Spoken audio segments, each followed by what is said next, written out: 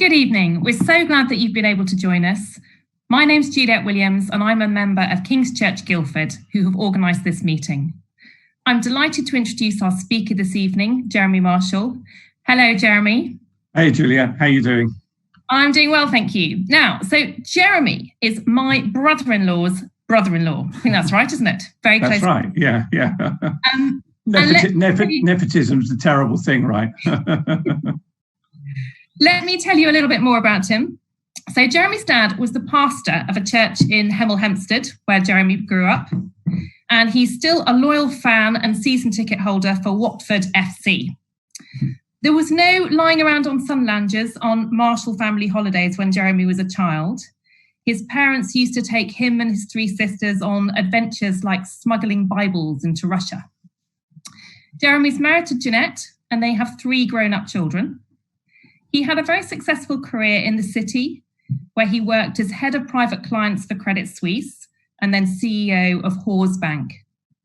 But in 2013, he was diagnosed with cancer. So our topic this evening is hope in the face of death, as we hear Jeremy's story of his journey with cancer. Now, in a minute, I'm going to hand over to my husband, Garth, who's going to ask Jeremy some questions. And whilst Jeremy's speaking, if you think of any questions that you would like to ask Jeremy, click on the Q&A button at the bottom of your screen and type your question in there. And you can send it anonymously if you'd rather do that. And then after we've heard from Jeremy, he will answer as many questions as we have time for before we aim to wrap up at about 8:45.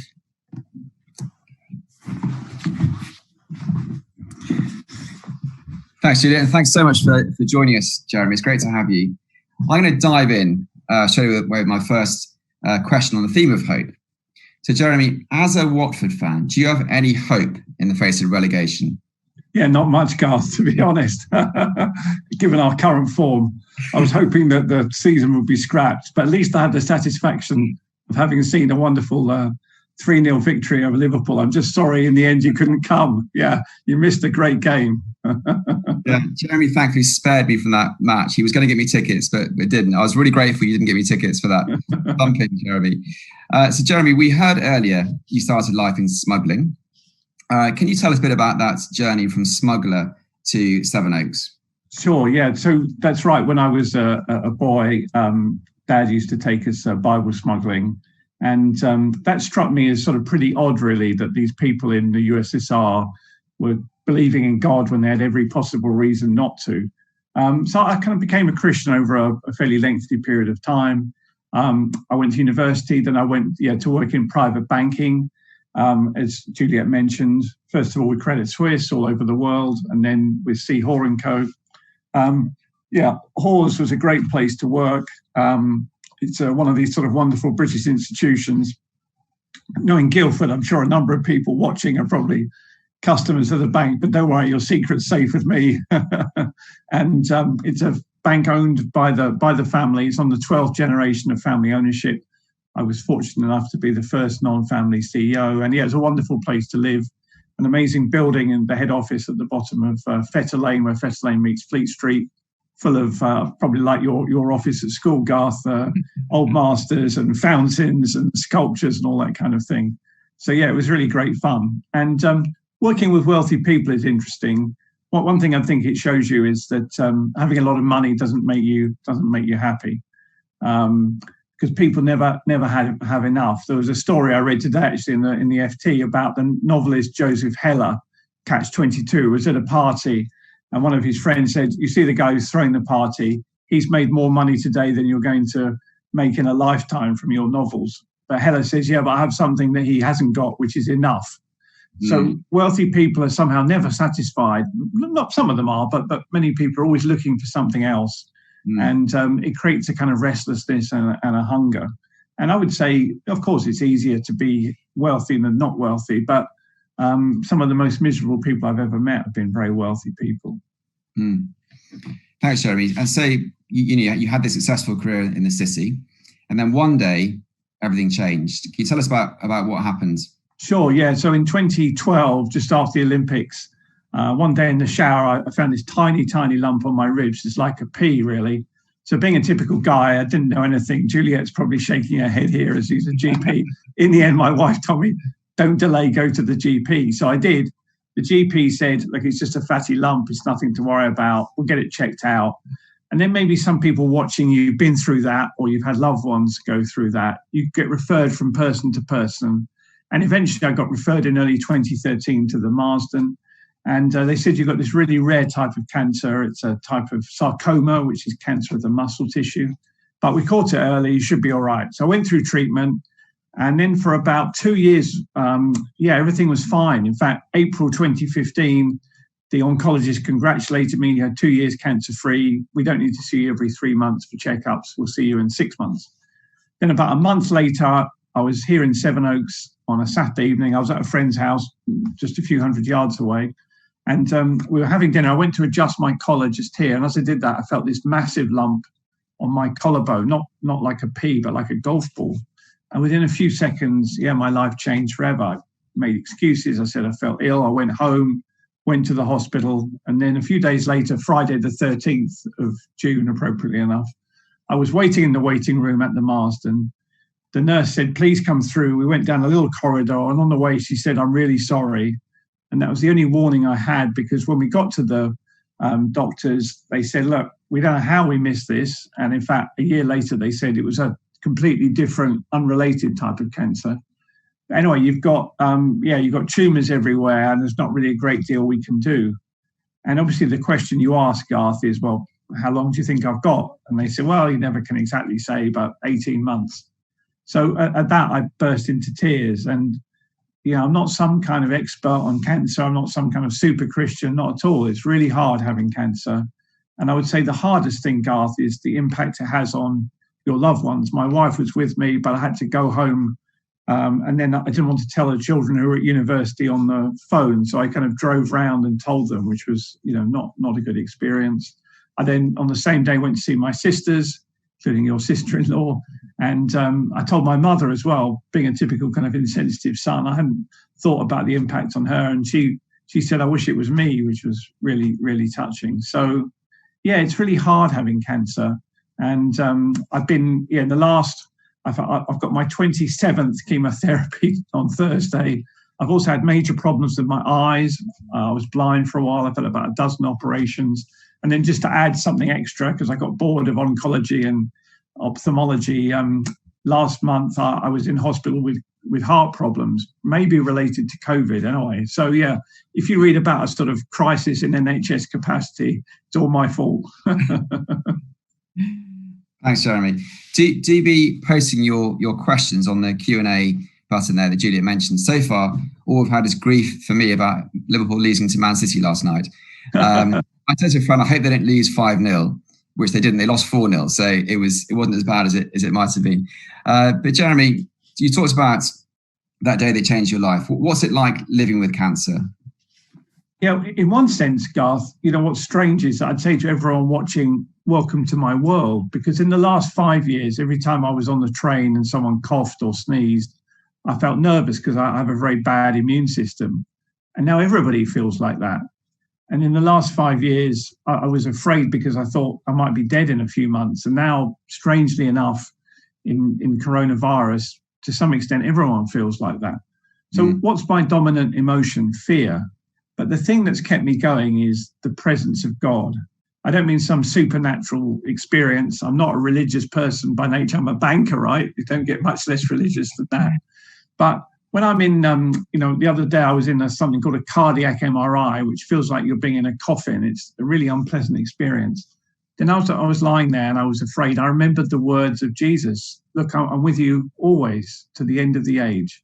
I'll never leave you or forsake you. Or perhaps the most famous chapter in the Bible is Psalm 23, the Lord's my shepherd. And the verse in that which says, yes, though I walk through the valley of the shadow of death, I will fear no evil, for you are with me. So being a Christian doesn't mean you have a bypass. I know the A3 goes around Guildford, right? There's no bypass around death. But God promises us something much more amazing than a bypass. He promises us himself. And that's been my experience in all the different problems and suffering I've been through, the presence of God, which also gives me hope. because humanly speaking, I don't have any hope. The prognosis is terrible. But I have hope because this person that I've met, which I love to tell other people about, which is Jesus Christ. Yeah. Thanks, Jeremy. Actually, the A3 goes straight through Guildford. It's a bit controversial and noisy, but so Jeremy, you talked about your love for God. How can a loving God, a God that you love, allow killer diseases like cancer and coronavirus? Yeah, look, that's a very profound question. I would say that's the most common question that Christians are asked.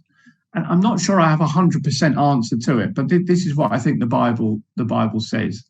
One, God made everything good in the beginning. What we have now is not as it should be. Something's gone wrong. It's, if you like, as if we were asleep in bed and we hear a smashing noise and we realize there's these intruders in our house and they're going to get us. We can't get them out.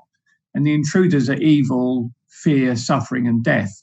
Now, if we look at the world, the fallen world that we're in, we can see natural evil like coronavirus and cancer. But also, if we're honest, there's also moral evil.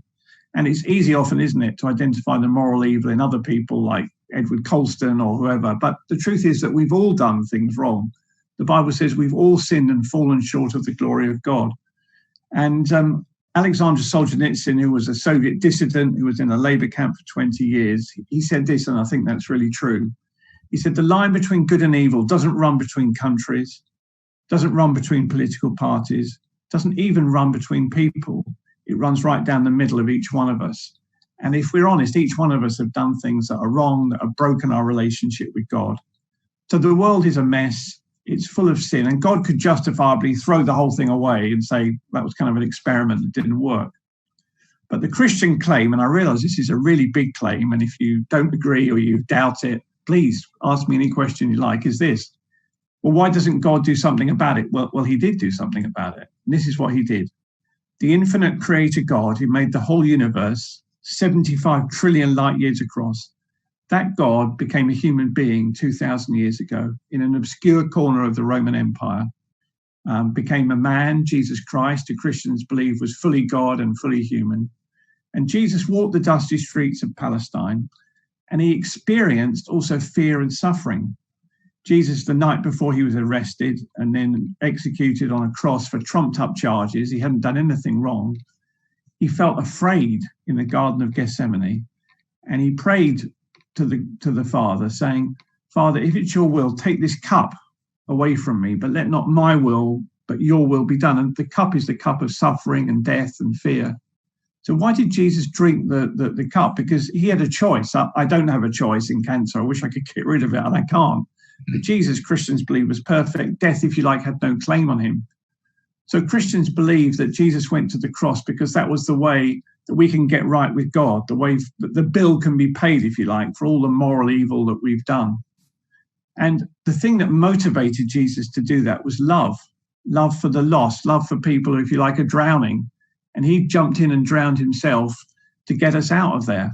So that's the Christian message, that there is a God, that he made us, that we've screwed it up, but that he became a human being. And this is a big claim, right? That he died for us to open a way for us to get back to God.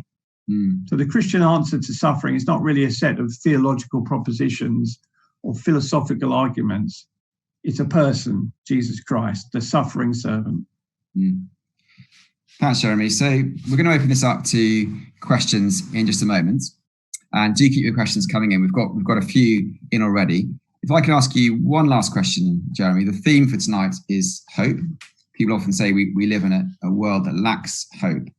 But how do we know that what you're hoping for isn't just wishful thinking? It's not just, I hope what will stay up. That kind of hope, which wouldn't be much use to anyone, would it, given our current form? How do we know it's based on some evidence and some truth and certainty? It's a genuine hope. Look, it's a perfectly fair question. And people ask me that sometimes also in your situation, right? And there's a logic in that. I mean, if we imagine there's two schools of thought, right? I realize there are more than that, but let's simplify for a minute. One school of thought is our friend, Professor Richard Dawkins, who's nothing if not logical. He said, there's no meaning to anything. All the universe has to say to us is blind, pitiless indifference.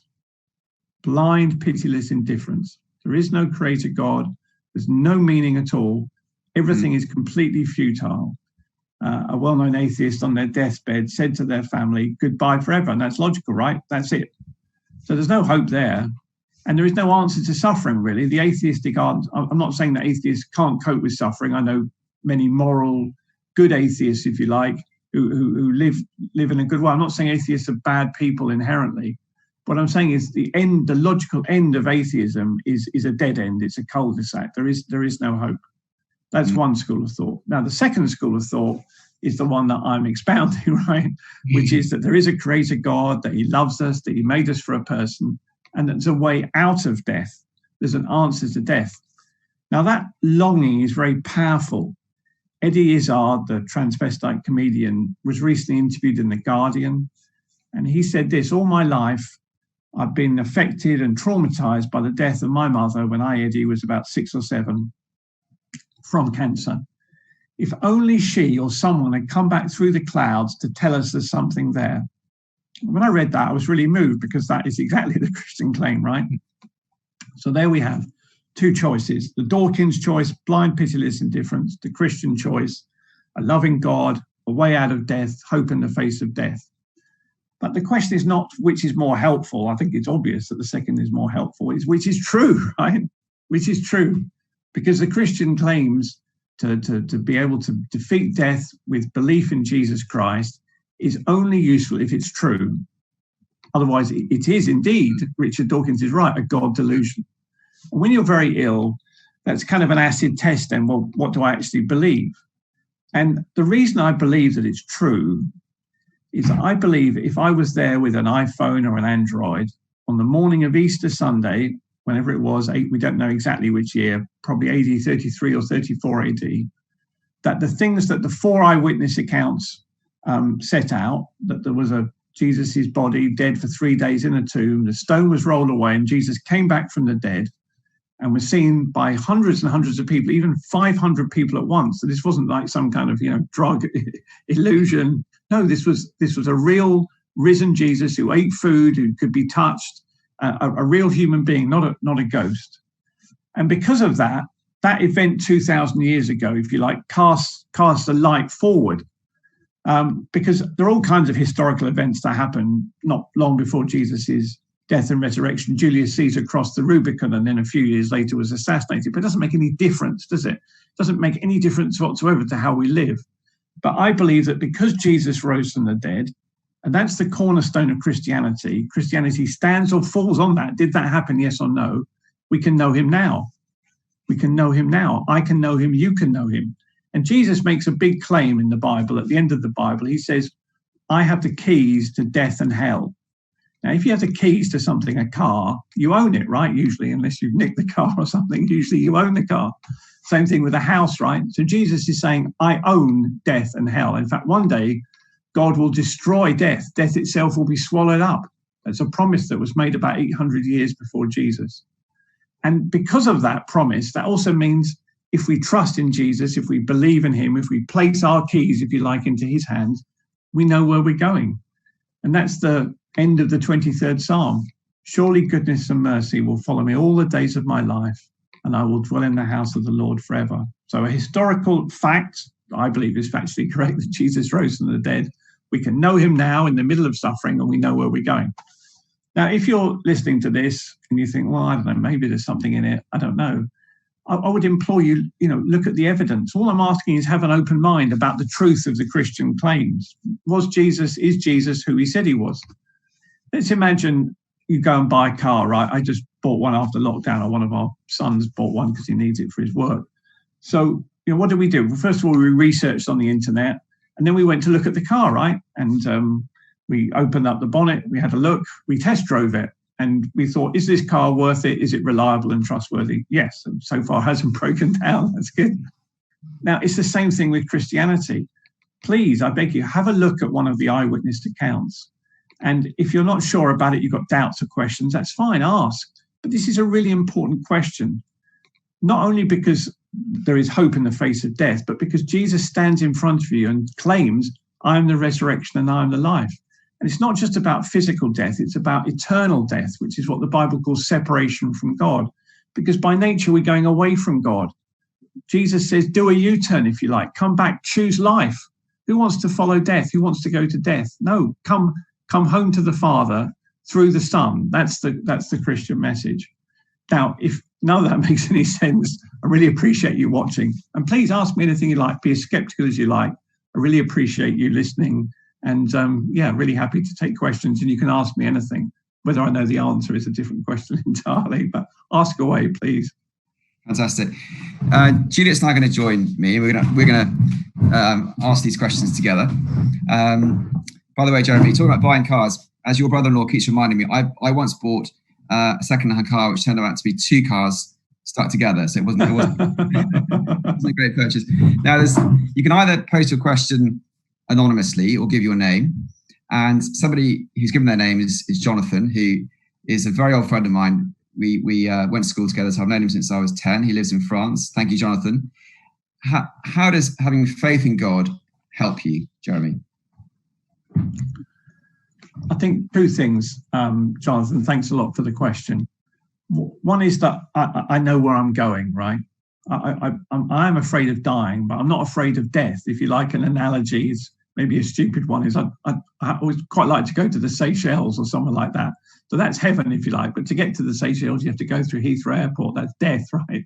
So death itself is the last enemy and is an unpleasant experience. But I know where I'm going. And what's heaven? It's where God is. The Bible doesn't actually tell us a huge amount about heaven, but it tells us this: no more crying, no more pain. The old things are passed away. Everything is made new. Why? Because it's the place where God is. There is an alternative, which is the place where God isn't. And what will heaven be like? Well, imagine you have a toddler, and the toddler runs off down the path and falls over and scuffs its knee and comes running to you. You sit the child on your knee, you wipe its eyes with a tissue, and after a few minutes, it runs off happily. That's the same image that the Bible uses of God. God himself will wipe away every tear. So it makes a difference that I know where I'm going. But it's not just the future, it's also the present. Because suffering is hard and death is hard, right? And we all have to die. Benjamin Franklin said, you can avoid everything in life except death and taxes. Having worked in private banking, I can tell you that's not true, but you can't avoid death. So not only is it the future, but it's also the now, that it gives me hope and gives me a sense that there is a purpose and that there is a God who loves me and made himself for me. So for me, it's completely transformative. But it's not because I'm a religious person. I'm not. I know I grew up in a Christian family, but I didn't particularly like it. I used to drive my father nuts by telling him Christianity was rubbish and he was a boring preacher and so on. So it's a gift. It's not that I did anything for it. God, if you like, gave me the gift of hope. So that's what Christianity for me is about. It's about hope in the face of death. And I find it amazing and transformative. And I couldn't imagine trying to live without the presence of Jesus Christ. That's Jeremy. Juliet. Okay, let's look through. So, by the way, Jeremy, I love your story about sort of going along because your wife had told you to. I'm a doctor, and it's a very, very common thing when you get to that sort of politely asking the patient, sort of, why are you here? What was it about your skin lesion? What my wife sent me. Yeah. Okay, so here's another one. So, how has cancer impacted your faith? Has it strengthened, weakened it, or given you a fuller understanding of the various aspects of Christian belief? Yeah. I would say my experience of God through this has been to deepen that, but that's not always true. Some people, it goes the other way around. But to illustrate how I feel, let me relate a short story from the Bible. So Jesus one day says to his disciples, let's go to the other side of the lake, right? They're on Lake Galilee in the northeast of Israel. And they get in the boat and they start sailing off, and Jesus goes to sleep. And then a tremendous storm blows up. And these people are experienced fishermen, but they're terrified. The boat's sinking, water's pouring in. And meanwhile, Jesus is still asleep. And that's me, by the way, in cancer, right? Water's pouring in, the boat is sinking. And sometimes I never felt angry with God, but I do wonder sometimes, what's going on? Help, basically, like the disciples. Well, eventually the disciples very roughly shake Jesus awake. And that's maybe me or maybe some of you. We may doubt in the storms of life, either does God exist, or if he does exist, what's he like? Is he trustworthy? Does he care? Well, then Jesus wakes up and he rebukes the storm and there's total calm. Excuse me. And then it says they were even more afraid. That's really curious. So the disciples were even more afraid in a mill pond with not a breath of wind than in the raging storm with the boat sinking. Why? Because it began to dawn on them who this ordinary looking rabbi asleep in the boat was, that this was God. When they got to the other side of the lake, dripping wet, terrified, they actually had a much deeper knowledge of God, and that's also me, than if they just had like a Sunday afternoon sail with no problems at all. So if you're watching this and you're a Christian and you're in trouble, or you may one day be in trouble, even though God appears to be asleep, he's not asleep. Do you think God would forget us? I once lost a friend's son on a beach for an hour when I was not paying attention. It was the worst hour of my life. Thank God we found this kid in the end. I was like absolutely tearing my hair out. But God's not like that. If you're a believer, if you trust in Jesus, he'll never forsake us, never forget us. And if you're not a Christian, get him into your boat. And in fact, he's standing on the pier, if you like, wanting to come into your boat. That's the Christian offer. Well, why do you need him in your boat? Because your boat is going to sink, because you're going to die, right? Sorry, cheery topic for Friday evening. But the Christian offer is that the Lord Jesus will bring you to the other side. So that's been my experience in the last 7 years, that, yeah, like the disciples in the storm, it's been terrifying, but actually I have experienced more of Jesus Christ than if I'd had no problems. Thanks, Jeremy. So, question from Richard. Do you get angry that this has happened to you? Yeah, no, other people have. I'm more, as I said in the previous question, if you like, kind of think, why me? Why not somebody else, Lord? But if you do feel angry with God, it's okay. There's a really helpful book in the Bible called Job, which is about a man who terrible things happened to, much worse than have happened to me. I mean, every conceivable thing, terrible thing that can happen. He loses all his family, his health, his money, everything. And Job is really angry with God. He's in despair. He's looking for someone to represent him, like a kind of advocate, which Christians would understand. That's what Christ does, right? No one has seen God at any time because God is infinite and he's just bigger than the universe. But we can't know that God in a sense. But what we can know is his manifestation, his incarnation, which is Jesus Christ. Anyway, at the end of the book, God speaks. Job has these three comforters who are worse than useless and tell these terrible things. And God says to them, you better pray, you better ask Job to pray for you, because you haven't spoken well of me as my servant Job has. That's really surprising, because Job has been very angry, but God can cope with our emotions.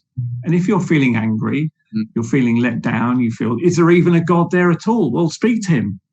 Being a Christian is about God speaking to us and we speak to him, like any relationship, right? Like Juliet and Garth, I'm sure it's always sweetness and light and always enlightened communication, the one to the other, like Paul and Becky, right? So knowing God is about communicating with God, and prayer is just asking God, for example, God, if you're there, show yourself to me. You don't have to go to church. You can even think that God can read our thoughts. And the other way around, well, how does God communicate to us? In many ways, for example, the beauty of nature, but most of all in his word. Christians believe the Bible, which is 66 books. It's a library, really, more than a book, written over 1,500 years, is communication from God to us about what he's like. Now, there's lots of books in the Bible, but start, coming back to my kicking the tires analogy with buying a car, start with one of the 4 eyewitness accounts, John, for example, and just ask a friend, look, can we have a chat about it? What have you got to lose? Thank you. And just a reminder, it's still not too late if you want to type a question in for Jeremy. So the Q&A button at the bottom of the screen, you can type in questions there. Now, we've had a couple of questions on this kind of theme, Jeremy. So you can imagine that having cancer and being treated for cancer must be absolutely sort of physically and emotionally exhausting. So what helps you cope on your sort of really bad days? Yeah, it is. It's like a roller coaster, by the way. Yeah, some even like I'm in chemo now, and your hair falls out, but it does grow back eventually. I was hoping it would grow back blonde like Garth, but no such luck. Right. And it is physically innovating and tiring, and you go through a 3-week cycle. So my next chemotherapy is in a few days. So now this is good timing. So I feel all right. So one thing you cope with physically is just to go to sleep. That's what I do. As I get further into chemo, I become like my mother, who's actually pretty active in her late 80s. She just has a snooze after lunch. So I'm the same. I get up late, I go to bed early, and I sleep. We've got a very old dog who's 14, and she goes to sleep on the sofa, and I go to sleep next to her. It's much more difficult psychologically. It's hard. It's hard on the impact on your family. It's very hard to plan, right? And again, in that sense, everybody in coronavirus, right? Welcome to my world, because you can't plan. Things like holidays are impossible to plan. You keep having to cancel them. We've had to abort one whole holiday where I had a detached retina on the flight out to Latin America. So it's hard. One thing that keeps me going is, the Psalms. We haven't talked about the Psalms much. So the Psalms are 150 like poems or songs, and they're full of wonderful human experience. And I found them so helpful. There's a Psalm, for example, if you want to look it up, Psalm 34. This poor man cried and the Lord helped him. Poor in all senses, in a way. That's what being a Christian is, realizing that I'm stuck. I need help. And if we cry to God for help, he will answer us. I believe God doesn't play hide and seek. So those kind of, going to sleep. And if I'm really feeling psychologically low, I read a Psalm, to be honest. Yeah. And I find they do me good.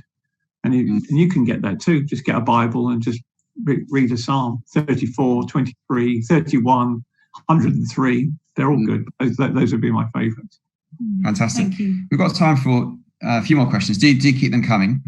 And you can sign in anonymously or give your name. And I think this question, Jeremy, picks up on the kind of Dawkins theme that you mentioned. So when faced with the choice of being hopeless in a futile reality or being hopeful in a saving God, what do you think is one of the biggest reasons so many people are so adamant about insisting on the former being hope, the futile reality scenario? Yeah, I think, Garth, one reason is that most people have never actually looked at the evidence, or if they have, it was when they were a kid and they've forgotten it.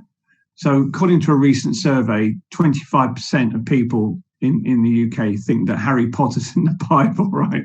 They tell you he's not, right?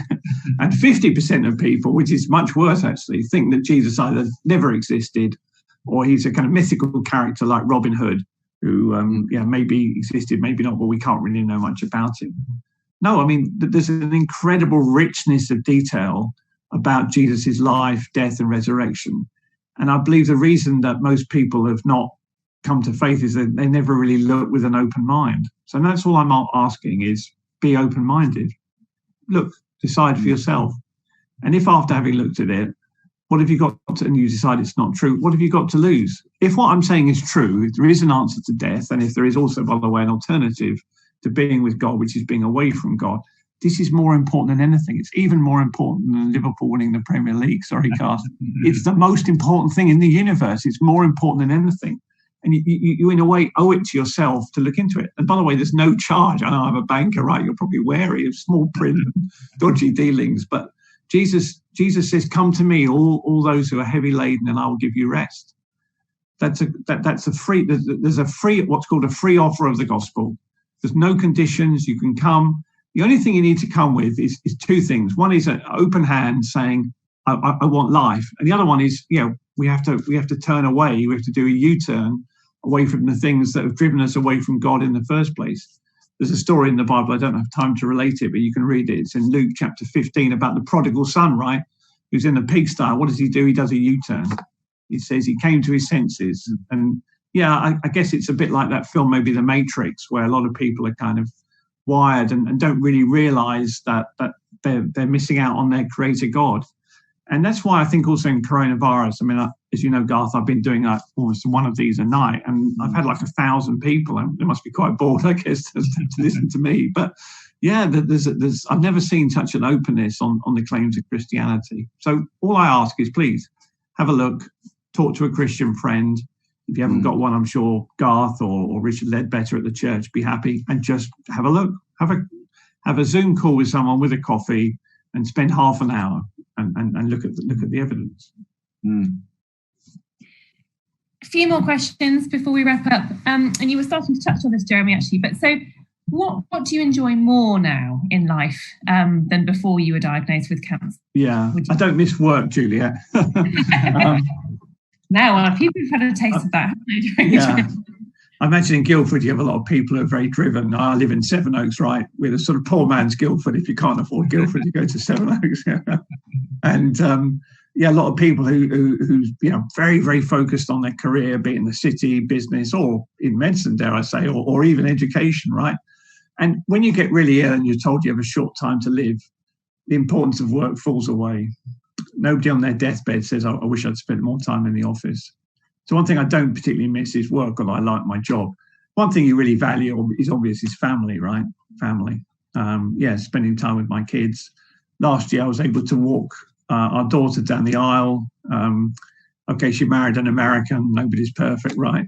That was great. Or just, last 2 weeks ago, it was. I had chemotherapy. I felt terrible, and the next day it was my youngest son's 21st birthday, and I can remember when he was like 13, telling him about cancer, and he was really upset, and you're never going to see me go to university and stuff, or leave school. Here I was, and we would have graduated had it not been for coronavirus. And so it also makes you really thankful. Every day, to be honest, I wake up and I think I'm alive and I feel okay, or even if I feel not so great. It really makes you thankful. And also the small things in life that tend to irritate you, although they can still do that, it puts everything into perspective. So death is a solemn thing. It concentrates the mind. I think that's what Dr. Johnson said, isn't it? Depend upon it, sir. Being hung in the morning concentrates the mind. So the same for us, because same thing with coronavirus. It sort of exposes in a way the futility of a lot of stuff we're doing. I'm not saying it's wrong to look for pleasure and look for, fulfillment in work, but it's not ultimately what it's all about. Just finally, a man called Augustine, who wasn't at the time of Jesus, he was about 300 years later. He said, you, God, have made us for yourself, and our hearts are restless until we find rest in you. And I believe that to be true. If you're watching this, you will never find satisfaction in anything in life apart from God, because God made you and he designed you for himself. Thanks, Jeremy. Got time for one, maybe two more questions. So a couple of questions really about the impact of cancer on your faith. One from Alex here, which you've done already. Judith pointed out to me. So we'll go to a different question. So there was another question actually was really what the first question you would ask to God when you go to heaven was the question. So what do you think? What would be the first question you ask God when you go to heaven? I don't know. I'm not sure I would ask him a question. I think I would say thank you. I think I would say thank you for rescuing me. Yeah, for saving me, because I don't deserve it. I haven't done anything. It's not, I'm a religious person. It was a gift, a freebie. So I think that would be the first thing I would say. I don't know. I guess I would have lots of curiosity type questions, but curiosity killed the cat, I guess. So I guess I'd love to see Jesus Christ face to face. Yeah, and that's what being a Christian is basically. Belief is believing something that we can't see. It's also trusting the person that we can't see. Belief is not, people think of belief as an intellectual assent, right? But you can intellectually believe that Jesus rose from the dead. It doesn't make any difference to your life. Being a Christian is more about trust, I would say, trust. Like giving someone, you trust someone, you give them the keys to the house. So being a Christian is like giving God the keys to your house. A warning though, C.S. Lewis said God is the great interferer. And if he comes into your life, into your house, which will do you good, and it will be the best thing you ever decided, he will interfere and he will start to change things in your house. Because I think many of us, especially in respectable places like Guildford and the Seven Oaks, have locked rooms in our house. And you know what I'm talking about, right? The kind of thing that people have in their house that nobody knows, but God knows. And God will say that has to go. So don't invite God into your house unless you're willing to be changed. But he'll change you and make you more like himself. And who doesn't want that? To be more like Christ. That's the real thing. I think one last question, Juliet. Do your friends relate to you differently now they know you have cancer?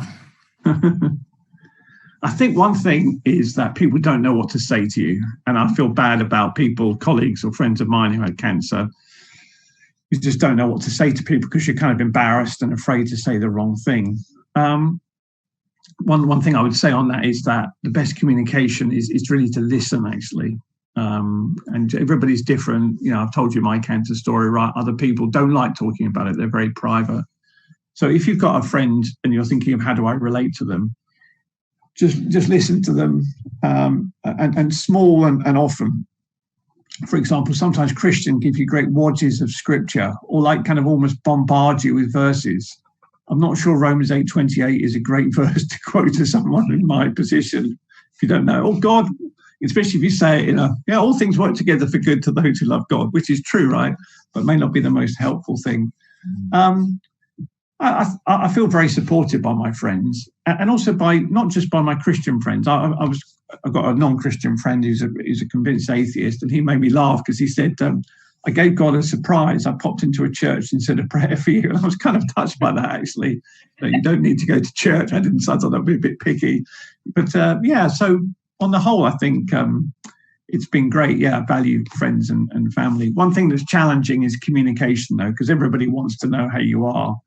And there are actually things like Facebook and stuff is actually helpful, because you just can't. I'm not talking about your immediate family or your brother-in-law and other important people, but general colleagues and stuff, you just can't talk to everybody. So where to keep everyone updated. And we haven't mentioned Jeremy's book, have we? Oh yes, thank you. Do you want me to? So I plug it?